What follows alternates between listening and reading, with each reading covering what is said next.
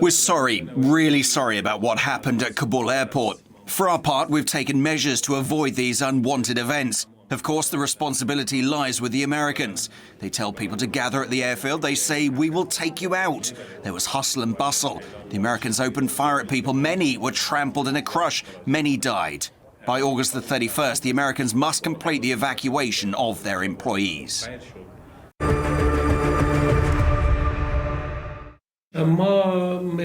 As for the Panjshir, it's not a big problem. There were only two people, two who would like to continue the war, Amrullah Saleh and Ahmed Massoud. We've repeatedly appealed to Ahmed Massoud to resolve the existing problems through negotiations, and there is no need for a military confrontation. We've not received an answer to our calls, and that's not a problem either.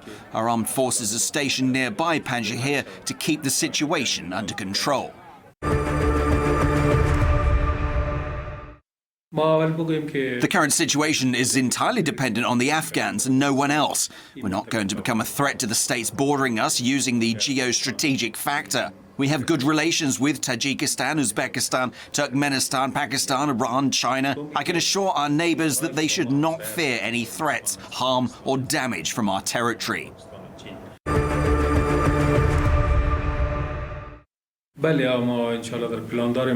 As for drugs, we have a far-reaching plan to prevent drug production. Currently, about 3 million Afghans are addicted to drugs. This is a sad phenomenon for us.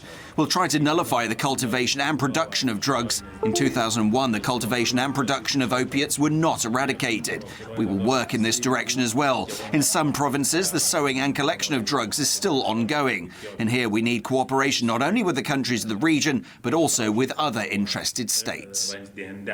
Did the Taliban use force to take the 10 provinces it now controls, or did the provinces come voluntarily?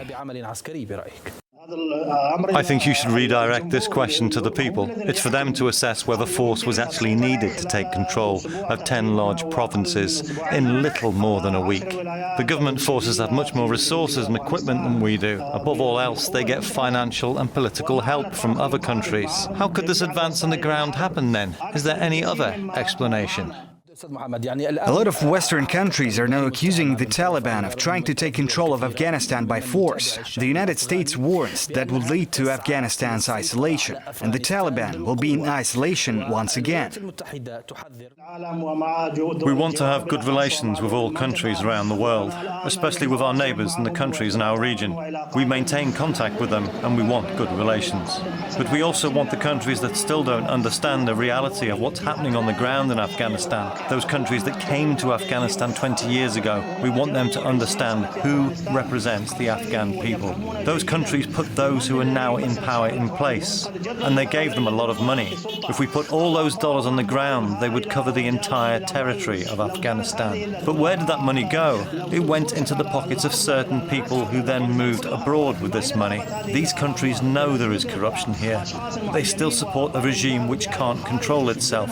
How can it serve the people? We said that during the meetings, and we say again, these countries have to understand the reality. Why are people forced to have something they don't want, something that contradicts the principles and values of the people?